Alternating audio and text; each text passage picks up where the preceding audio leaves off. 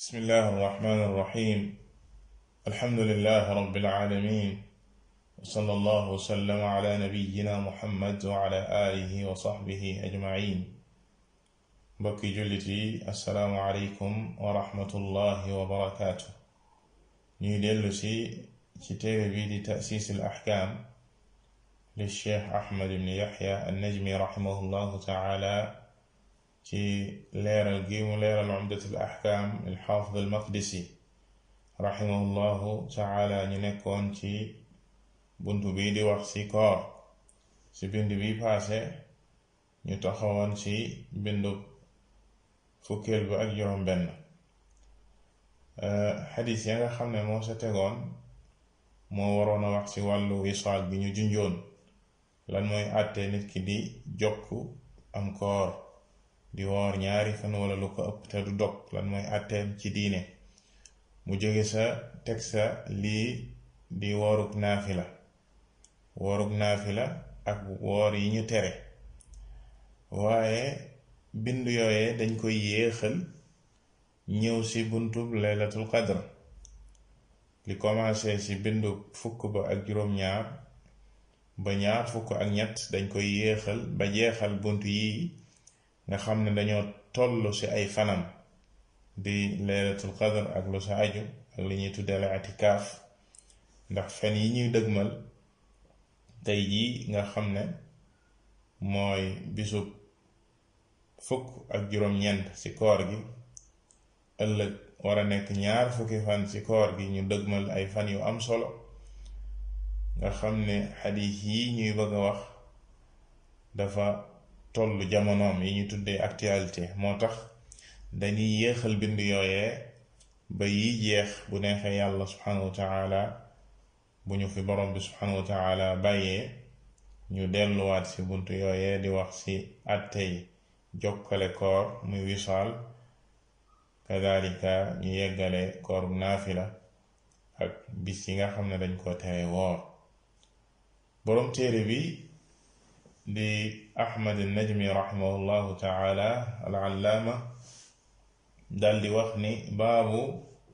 laylatul qadr, buntu bi nga xam ne mooy wax ci laylatul qadr. mu ne summiyat laylatul qadri bi hada al ism. lan moo waral ñu tuddee laylatul qadr tur wi le? lan moo tax ñu tuddee ko laylatul qadr? boroom xam-xam yi lim nañ ci ay mbir. bokk na sa yooyee mu ne imma li anna tilka layla laha qadrun wa fadl. benn ba mooy imma ne guddi googee di laylatul qadr guddi la gu am dayo, guddi la gu am ngëneel. al qadr foofee di firi ak dayo bu guddi gi am, loo tax ñu tuddee ko ko. wa imma li anna maqadira a'mal al ibad tuqaddar fiha. wala ñaareel ba dañ koo tuddee laylatul qadr ci natt. al qadr ñu jëlee ko ci natt, ne yàlla subhanahu wa taala ci lay dogal jëfi jaami, ci la koy natt dogal ko bind ko ci guddi googee di laylatul qadr. ndax lii ñuy tuddee ak dogal ak bind ko boroom xam-xam yi tudd nañ ci ay façon. am na lu ñuy tuddee ak taqdir al xawli al umri al yawmi, comme ni ko boroom xam-xam yi leeralee. boroom bi subhanahu wa taala mbooleem liy xew ci kaw suuf ba mu bindee mbindeef ya dafa bind xalima digal ko na ko bind. awwala ma xalaqa allahu al qalam qaala uktub. ci la bindee mbooleem liy xew denc ko foofee ci al-lawh al-mahfuz. waaye it nit ki bu nekkee ci biiru ndeyam yàlla subhanahu wa taala dafay yónni malaaka ba, comme ni ko xadiis ibn Mas'ud leerale. mu digal ko na bind. lu muy bind mu ne ko ñeenti mbir: dundam, wërsëgam, jëfam. ndax ku texe la am ku texee di, loolu yëpp des koy bind fekk nit ki mi ngi ci biiru ndeyam génnagul ci àdduna. am lu ñuy tuddee bindu at bu nekk borom bi subhanahu wa taala li muy dogal ci at mi, loolee guddig laylatul qadr. guddi gii loolu tax ñu tuddee ko laylatul qadr ci wax jii nii, ndax ci mooy guddi googee nga xam ne borom bi subhanahu wa taala ci lay bind mboolem dogal yi. am na ñuy tuddee taqdir yawmi bis bu nekk comme na ko boroom xam-xam yi tuddee sa aaya ba kulla yawmin huwa fi sha'n saxaaba yi firee ko ne bis bu nekk rek ak yàlla subhanahu wa taala lim ciy dogal ak lim ciy toftale kon loolee mooy ñaareel ba ñetteel ba wa imma li anna man axya laylaha wa saama nahaaraha saara da qadrin inda allah ñetteel ba mooy ne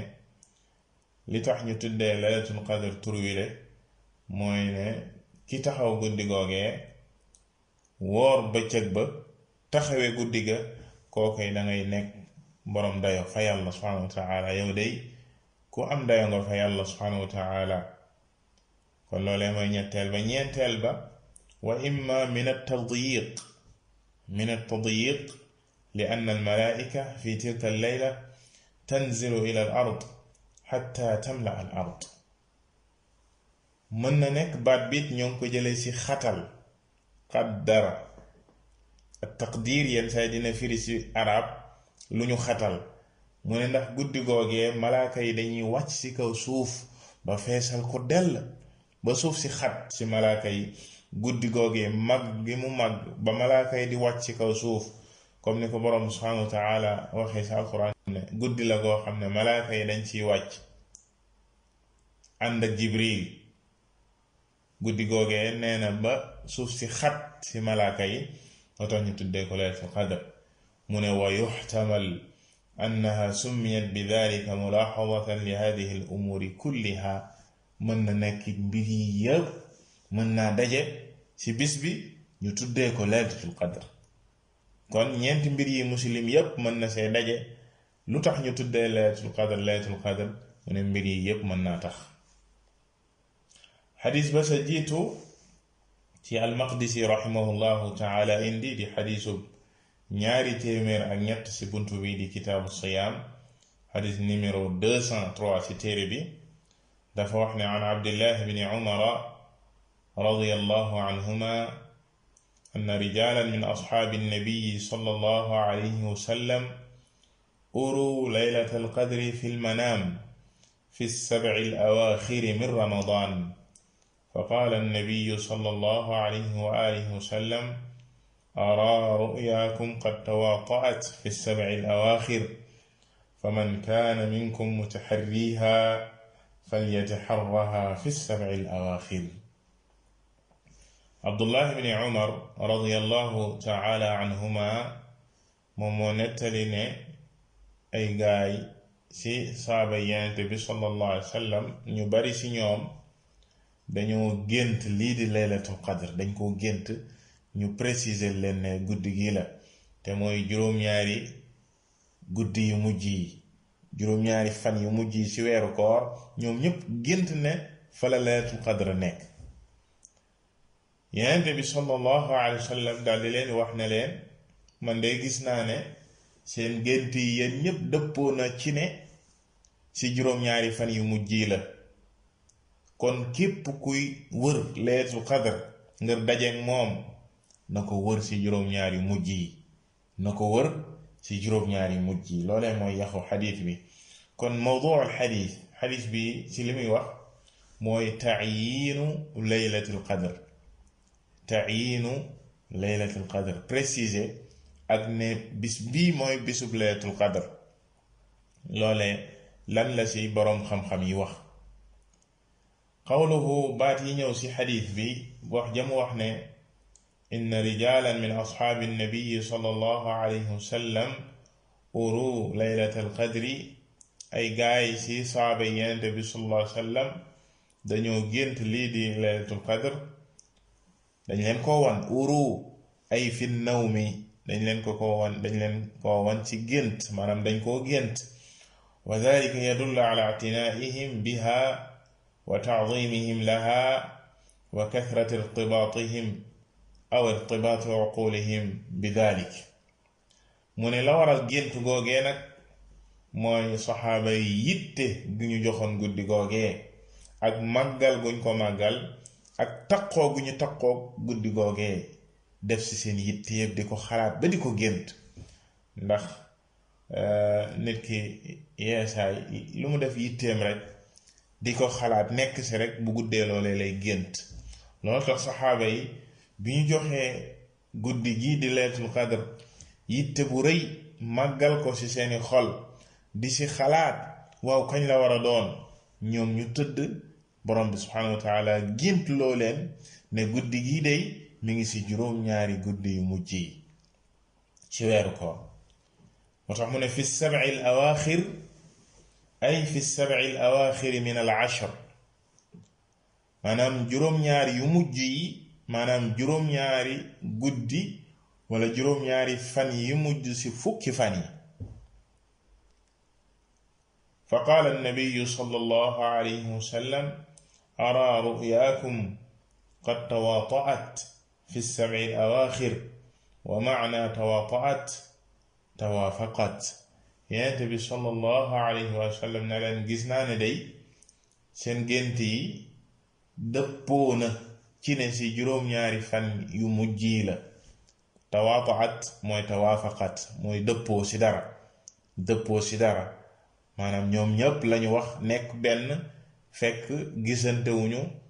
waxantewuñu loolu mooy tawaataat fa man kaana minkum mutaharriha التحري هو طلب الشيء بالنظر فيما يرجو به إصابة الحق يعني bi sallallahu alayhi wa sallam ne képp koy wër si yéen التحري mooy nit ki di def effort ngir dajeek dara di ko wër di jël ay sabab ngir dëppook moom mu ne képp ki nga xam ne ni mu ngi wër guddi googee ngir dajeek moom na ko wër si juróom-ñaari yu mujj yi juróom-ñaari fan juróom-ñaari guddi yu mujj yi المعنى الإجمالي كون معنى جنرال بيغا خمنني كلا حديث بدي وح كان أصحاب رسول الله صلى الله عليه وسلم مرتبطون بالقرآن ومرتبطون بالقضايا الإسلامية ارتباطا كليا حتى تصير تلك القضايا جزءا من حياتهم يتفكرون فيها في يقظتهم ويتراءونها في منامهم من نيدي سابيانت بي صلى الله عليه وآله وسلم dañoo taqoon ak alxuraan lool taqoo ak mbir yi nga xam ne mooy mbiri diine lépp luy xew-xew diine dañ daan taqook moom taqoo bu mat sëkk ba nga xam ne dafay mujj bokk ci seen dund ñu koy xalaat ci bu ñuy yeewu waaye di ko géntit bu ñuy nelaw maanaam jox ko yitte gu rëy rëy rëy ba bu ñu nelawee sax dañ koy gént mu ne laa kama huwa alxaalu fi ahli zamanina fi bu'dihim an alqadaaya alimaaniya bokkul ak sunu melokaanu tey sunu jamono nga xam ne sori gi ñu sori mbiri ngëm yàlla subhanahu wa taala ak lépp loo xam ne mbiri diine la ak luy wane ngëm borom bi subhanahu wa taala nga gis nit ñi sori gañ koy sori wartibaatuhum bilxayaati dunya wa malaadiha wa shahawaatiha waaye lañu taqoo mooy dundug àdduna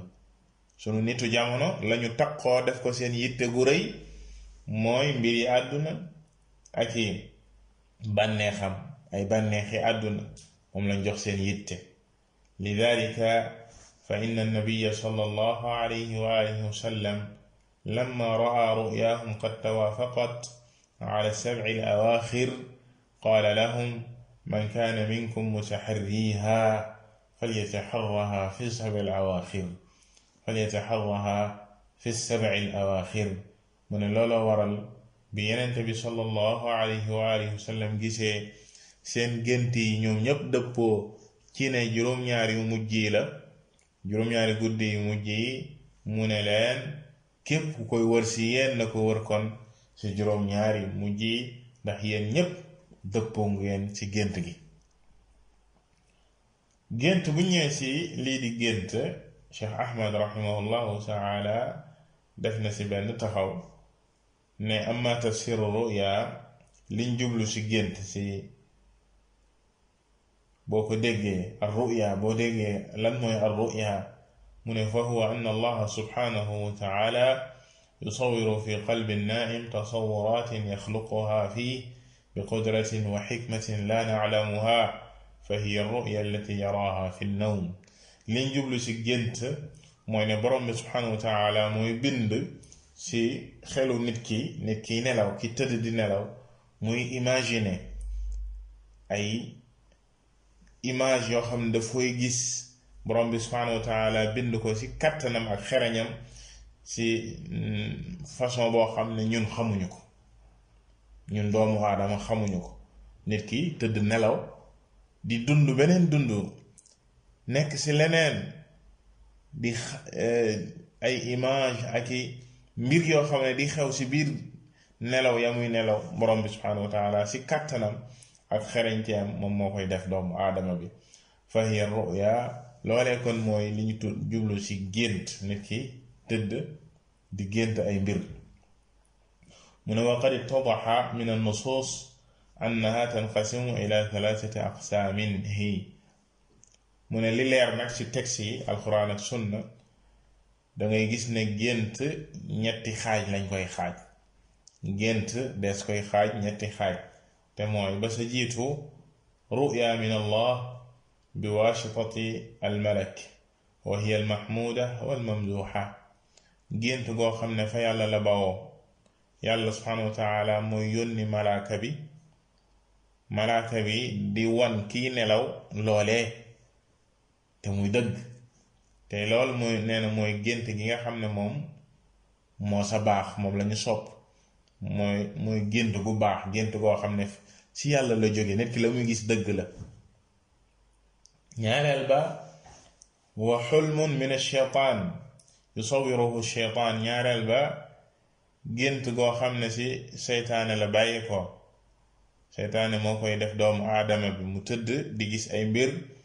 aka mu koy def ay mbir yooyee xulmu lañ koy tuddee. ay texte ñëw na di ko saxal.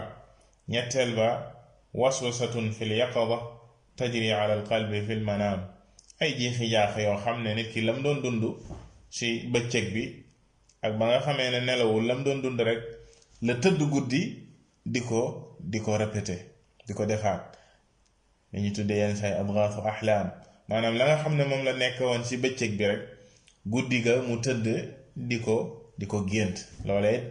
façon la ci gént yi. kon ñetti façon yi ñoo am ci gént. mu ne fa hadihi anwaau ruya wa qad jaa fi lxadis. yii kon ñooy façon gént yi. ñëw na nag ci xadis Yonent bi sallallahu alayhi wa sallam xibaare ñu ne anna nubuwata 46 juz'a wa anna ruya saliha juz'un minha. Yonent bi sallallahu alayhi wa sallam ne lii di ak nubuwa te mooy yàlla subhanahu wa taala déey gi mu doon déey aw nitam, yónni gi mu doon yónni ay yenente di leen jox ay xibaar, loolee nee na 40 xaaj la ak juróom benn. 46 xaaj la an-nubuwa, 46 xaaj. lii di gént gu sell, gént gu baax, comme xaaj bu njëkk bi ñu leen waxoon sànq, nee na lool benn xaaj la ci ar-ruya saaliha. gént gu sell gu set gu baax goo xam ne ci yàlla la jóge, loolee xaaj la ci ak nubuwa. wa fi lxadiisi aydan, mu ne ñëw na ci xadiis ba léegi dahabat an-nubuwatu wa lam yabqa illa al-mubashiraat wa hiya ar-ru'ya as-saaliha yaraaha al-mu'min aw turaa lahu. Yonent bi sallallahu alayhi wa sallam ne lii di ak yonent day dem na, jeex na. ñi yàlla daan yónni, daan leen waxyu, daan wax ak ñoom, loolee jeex na ci kaw suuf ci bi ko yàlla yónnee moom Yonent bi sallallahu alayhi wa sallam. mooy ki mujj ci yonent yi, mooy ki mujj ci ñi yàlla subhanahu wa taala daan wàcce waxyu ci ñoom. bi mu fi jógee la jeex, amul kenn ku yàlla di yónni ginnaawam. waaye nag mu ne li fi des rek mooy ay bégalaate, yàlla di bégal aw ñoñam, ay nitam, yàlla subhanahu wa taala di leen bégal ci ay gént yu sell yu ñuy gis.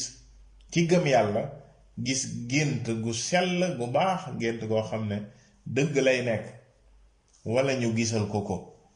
gént yooyee kon moo fi des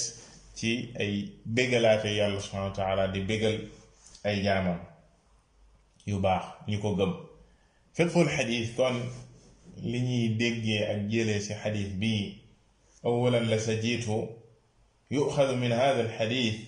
أن السبع الأواخر من العشر الأخيرة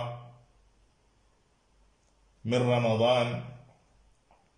أن السبع الأواخر من العشر الأخيرة من رمضان هي أرجى ما يكون ليلة القدر. dees na jële ci xadiis bi ne juróom-ñaari fan yi mujj ci fukki fan yi mujj ci weeru koor mooy li ñu gën a yaakaare guddi gii di laylatul qadr. guddi gi laylatul qadr fañ ko gën a yaakaare mi ngi ci juróom-ñaari fan yi mujj, juróom-ñaari guddi yi mujj ci fukki fan yi mujj yi ci weeru koor. waqad warada ma yadullu ala annaha tusaharra fi al-ashr al-awaaxir. ñëw na it ci texte yi ne dees na ko wër lii di laylatul qadr, nañ ko wër, nañ ko sàkku ci fukki fan yu mujj yi. wa fi l-witri minha wa hada axas, rawatina it fan yi tool yi, guddi yi tool yi ci fukki fan yi mooy impair yi, comme ñaar fan ak benn, ñaar fan ak ñett, ñaar fan ak juróom, ñaar fan ak juróom-ñaar, ñaar fan ak juróom-ñeent, le 21, le 23, le 24, le 25, le 21, le 23, le 25, le 27, le 29. yooye nga xam ne mooy li yi tool. id inna sab'a al awaaxir tabda min leylati 24, ndax nee na juróom-ñaari fan yu mujj yi, juróom-ñaari yu mujj yi mi ngi tàmbalee guddik ñaar fan ak ñeent bu ñu wooree ba am ñaar fukki fan ak ñett. guddi googee nga xam ne moom la ñuy tuddee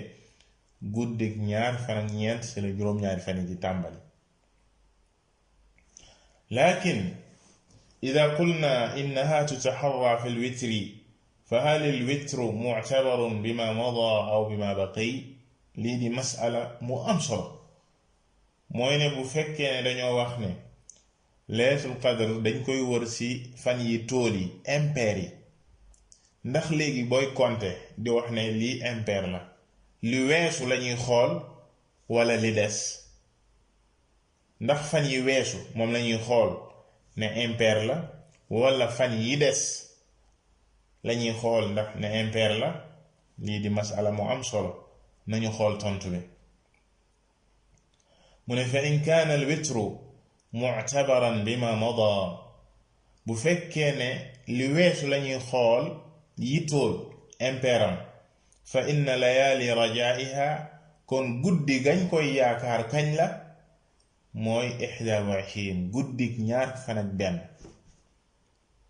guddik ñaar fan ak benn mooy guddik le 21, wa 23 ak guddik le 23, wa 25 ak guddik le 25, wa 27 ak guddik le 27, wa 29 ak guddik le 29. mu ne wa in qulna innaha tuctabar bima baqi, bu fekkee nag dañ ne witr gi, impair gi, tool gi ñu ngi koy xool ci li des, paali weesu, bu boobaa fa inna laylata 22 taasiatin tabqa, bu boobaa guddig ñaar fukki fan ak ñaar, maanaam bu ñu wooree ba am ñaar fan ak benn, guddi googa ci topp muy guddig ñaar fan ak ñaar, mooy guddig juróom-ñeenti fan yi des ci weeru koor, mooy taasiatin tabqa, mooy bu fekkee juróom-ñeenti guddi des na ci weeru koor. mu ne wa laylati 24, bu boobaa guddig ñaar fan ak ñeent mooy guddig juróom-ñaari guddi yi des. bu boobaa li des lañuy xool mooy li tool, kon guddig ñaar fan ak ñeent mooy guddig juróom-ñaari guddi yi des yi tool ci weeru koor. wa 26 xaamisatin tabqa, guddig ñaar fan ak juróom mooy nekk guddig juróom yi des ci weeru koor, juróomi guddi yi des ci weeru koor. kadalika wa 28 mooy nekk guddi thalithatin tabqa, guddig ñaar fan ak juróom-ñett mooy nekk guddig ñetti fan yi des ci weeru koor. kon da ngay gis ne tool ba imma nga considérer li weesu wala liy des imma nga considérer li weesu moo tóol wala li des moo war a tóol léegi nag bum si mënti doon comme fukki fan képp la ñu ne la na nga xër wër ko si fukki fan yooyee julli bi war naa xër si fukki fan yépp mu góorgóorlu si ko defee mu mën a am yaakaar ci dajeeg li nga xam ne mooy laylatul qadr mu teg si moom Cheikh Ahmad rahimahullah mu ne wal xilaafu fi laylatul qadr wuute gi nga xam ne boroom xam-xam yi wuute nañ ko si préciser li nga xam ne mooy laylatul qadr ne bis bii la hal hiya fi ramadan aw fi lxawli kaamilan wuute am na ndax guddi googee ci weeru koor la nekk wala at mi yépp laylatul qadr mi ngi ci biir at mi mën na nekk ci weeru koor mën na bañ a nekk ci weeru koor loolu ak wuute la wa ida qulna innaha fi ramadan bu ñu waxee ne guddi gi mi ngi ci weeru koor fa hal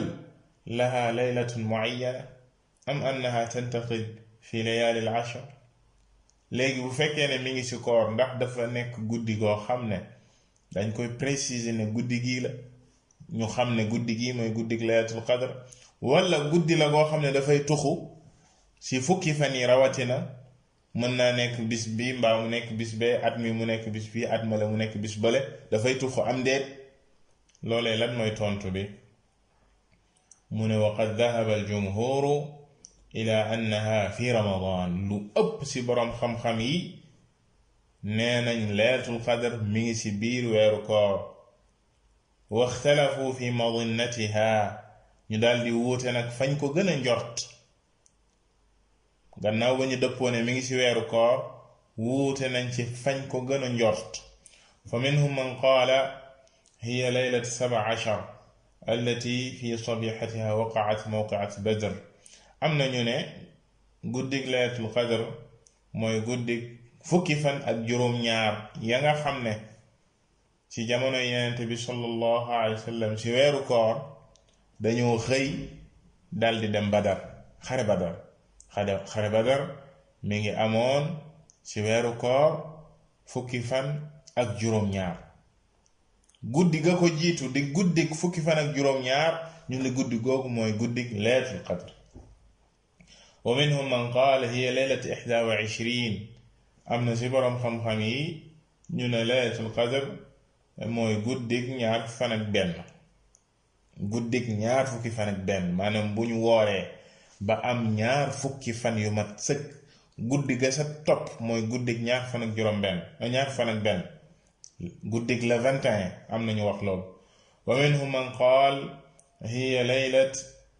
23 am nañu ne guddik ñaar fukki fan ak ñett mooy guddik la 23 wa minhum man qaal hiya laylatu 25 am nañu ne guddik ñaar fukki fan ak juróom maanaam guddik la 25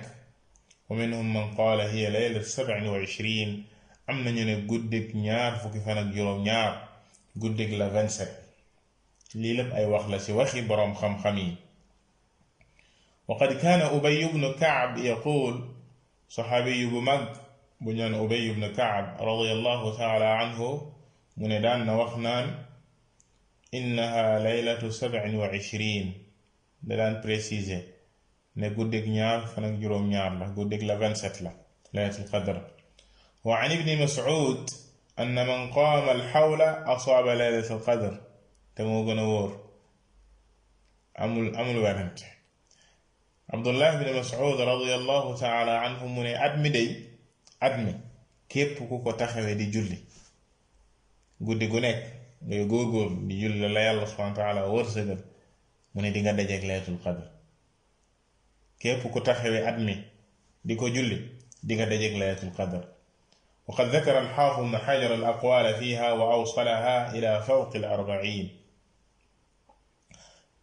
الحافظ ابن حجر رحمه الله تعالى بمو تدي وخي بروم خم-xam yi wax ci préciser laylatul qadr kañ la mu ne tudd na ci ay wax yu bare yu limu ba yeggale ko ci ñeen fukki wax 40 qawl benn kenn ku si nekk préciser ne guddi gi mooy guddi laylatul qadr thumma ixtalafu ñu wuutewaat ba léegi borom xam-xam yi wuute nañ ci hal hiya muayyana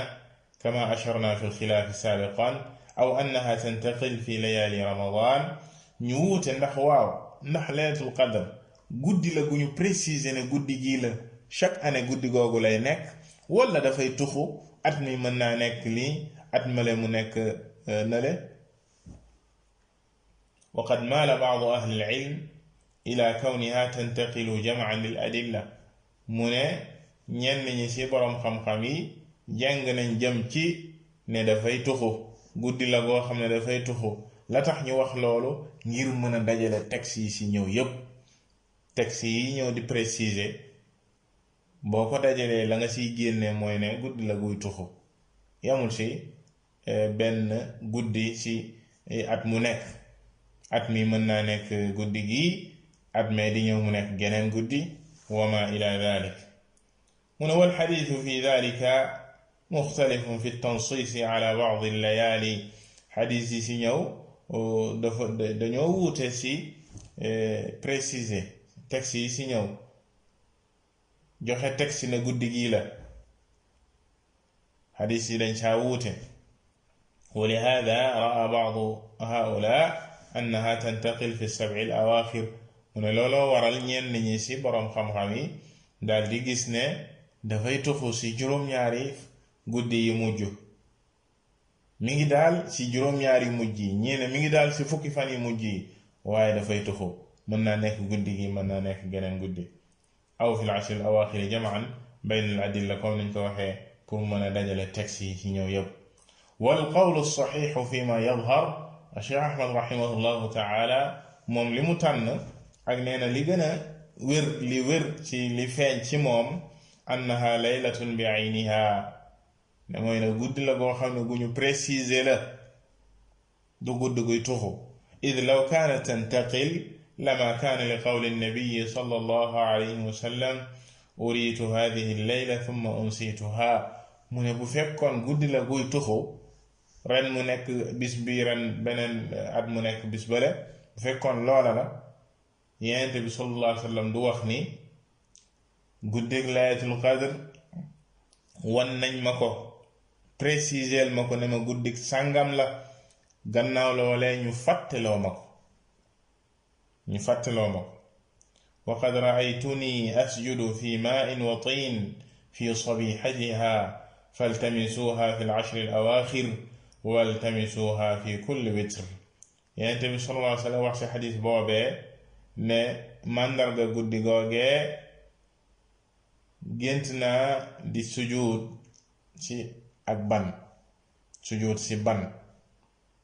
ci bëccëgu guddi googee maanaam ba mu jullee fajar ba noppi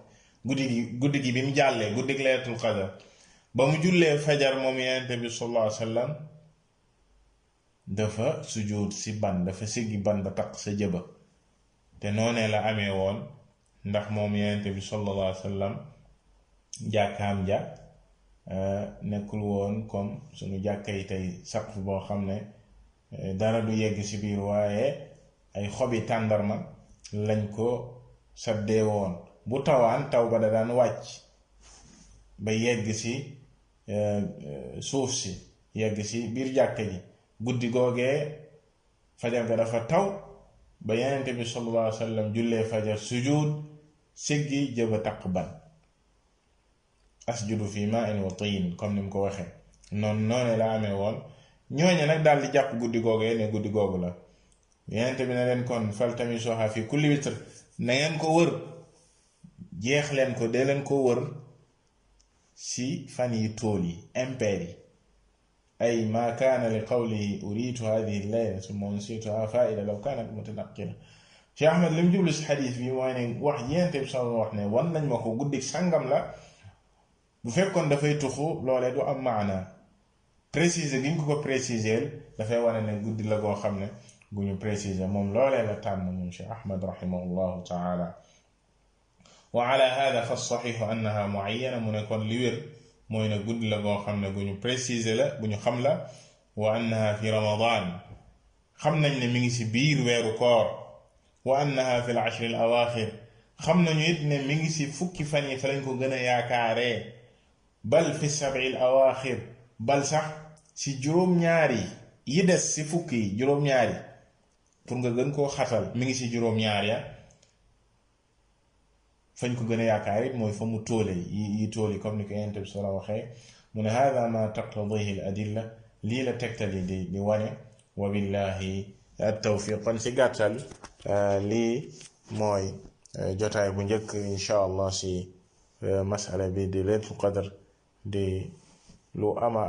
am solo ñu toll ci ay fanam moo tax ñu jiital ko wallahu taala a'lam